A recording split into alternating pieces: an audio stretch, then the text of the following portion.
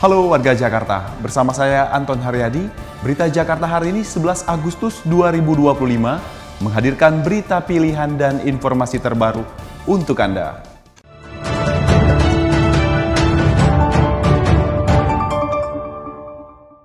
Warga Jakarta, sebelum kita ke berita utama berita Jakarta hari ini, dari meja redaksi telah kami siapkan 3 berita pilihan dari website beritajakarta.id berikut ini.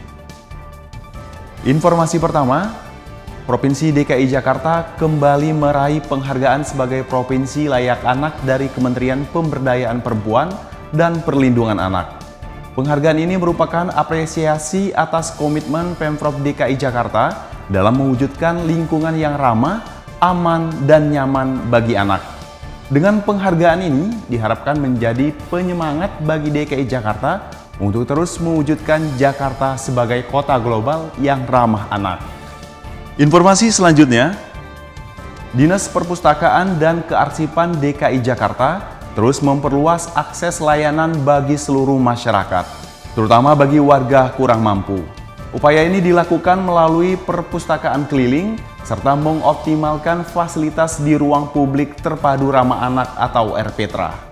Saat ini jumlah titik baca di Jakarta telah mencapai 2.403 titik dengan target 3.003 titik di tahun 2026. Seluruh perpustakaan dikelola secara rutin agar bisa terus berfungsi sebagai pusat literasi bagi warga Jakarta. Kemudian ada informasi, Bank Indonesia memprediksi perekonomian di DKI Jakarta pada triwulan 3 2025 tetap tumbuh kuat dan solid. Proyeksi ini didukung oleh optimisme konsumen, peningkatan penjualan eceran, serta menguatnya kegiatan dunia usaha di berbagai sektor. Dari sisi inflasi, Jakarta mencatat kenaikan 0,11%, lebih rendah dari bulan sebelumnya. Hal ini didukung oleh turunnya tarif angkutan udara akibat insentif dari pemerintah.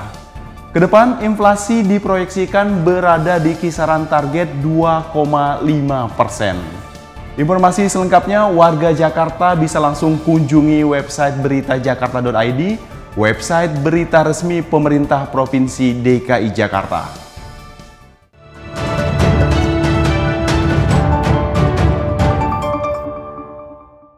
Kita beralih ke berita pertama, berita Jakarta hari ini.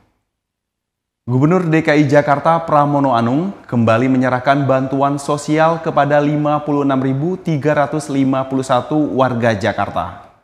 Mereka adalah penerima baru bantuan sosial melalui Kartu Lansia Jakarta atau KLJ, Kartu Anak Jakarta atau KAJ, dan Kartu Penyandang Disabilitas Jakarta atau KPDJ tahun 2025. Pemerintah Provinsi DKI Jakarta terus berupaya menciptakan Jakarta sebagai kota yang ramah bagi semua warga. Salah satu upaya yang dilakukan adalah dengan memberikan bantuan sosial kepada keluarga kurang beruntung. Pemprov DKI Jakarta juga menambah jumlah penerima bansos baru, yakni 56.351 penerima bansos yang terdiri dari 3 golongan, lansia, anak-anak, serta penyandang disabilitas. Dengan adanya tambahan ini, maka total ada sebanyak 213.366 penerima manfaat di tahun 2025. Seluruh penerima manfaat akan menerima uang tunai sebesar Rp300.000 per bulannya, serta fasilitas gratis untuk transportasi umum seperti Transjakarta dan MRT. Jangan sampai digunakan untuk judo. Nggak ada manfaatnya, yang ada adalah kerugian bagi saudara-saudara sekalian. Jadi sekali lagi, jangan digunakan untuk judo.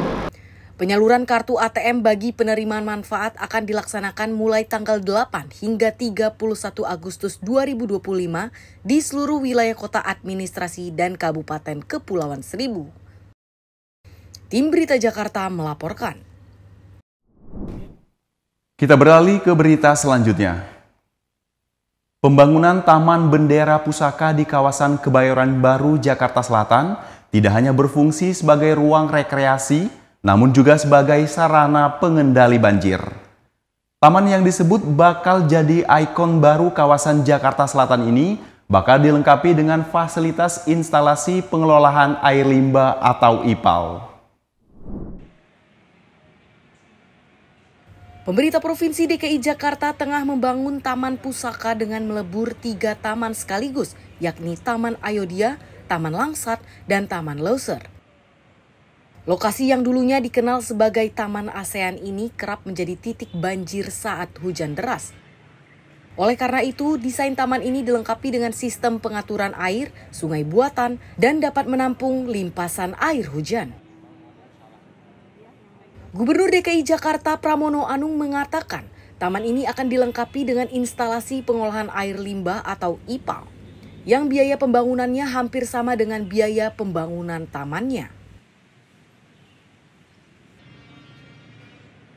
Di tempat itu selalu banjir.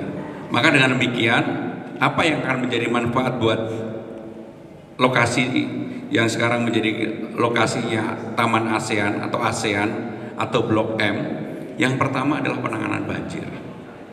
Dan nanti kami akan membuat sungai yang betul-betul kalau dilihat dari atas, ini saya buka apa adanya. Sungainya itu bening banget. Tetapi sebenarnya karena semua pembuangan air sungai di Jakarta di daerah itu masuk ke itu, yang sungai sebenarnya itu di bawah. Dan teknologinya sekarang sudah bisa, sehingga dengan demikian nampak di permukaannya bening, tapi sebenarnya sungainya ada di bawah. Dan itulah yang kemudian akan kami buat, termasuk menghubungkan 3 taman tadi, ada yang naik ke permukaan, ada yang turun ke bawah, sehingga jogging tracknya pasti akan lebih menarik. IPAL dirancang untuk pengolahan air kotor sebelum dibuang ke saluran umum, sehingga tidak mencemari lingkungan dan menjaga kualitas sungai buatan yang dibangun di dalam taman. Taman seluas 5,6 hektar ini juga akan dilengkapi berbagai fasilitas seperti jogging track sepanjang 1,2 km, lapangan bulu tangkis, lapangan tenis, hingga lapangan padel. Proyek ini ditargetkan selesai pada akhir Desember 2025. Tim Berita Jakarta melaporkan.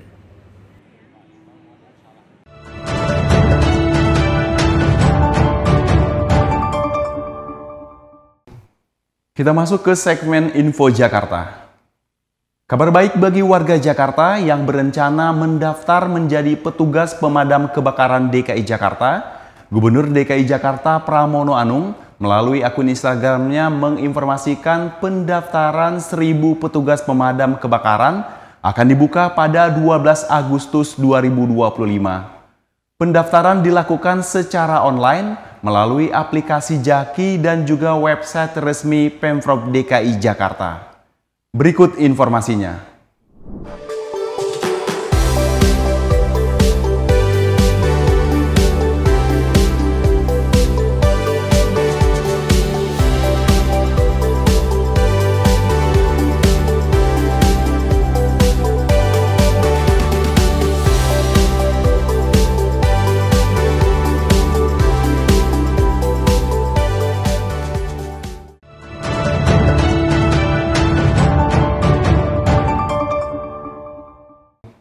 Beralih ke informasi cuaca. Sebelum memulai aktivitas esok hari, warga Jakarta bisa melihat perakiran cuaca yang dirilis BMKG berikut ini. Dikutip dari laman bmkg.go.id pada Selasa 12 Agustus 2025, diperkirakan sebagian besar wilayah Jakarta akan diguyur hujan ringan. Wilayah yang diperkirakan akan diguyur hujan ringan yakni Jakarta Pusat, Jakarta Utara, Jakarta Selatan, Jakarta Timur, Jakarta Barat, dan Kepulauan Seribu. Suhu udara diperkirakan berkisar antara 22 hingga 30 derajat Celcius. Masyarakat diimbau tetap waspada terhadap perubahan cuaca. Demikian program Berita Jakarta hari ini. Saya Anton Haryadi dan tim redaksi undur diri. Menyongsong 5 abad Jakarta, jati diri Indonesia, megapolitan dunia. Sampai jumpa.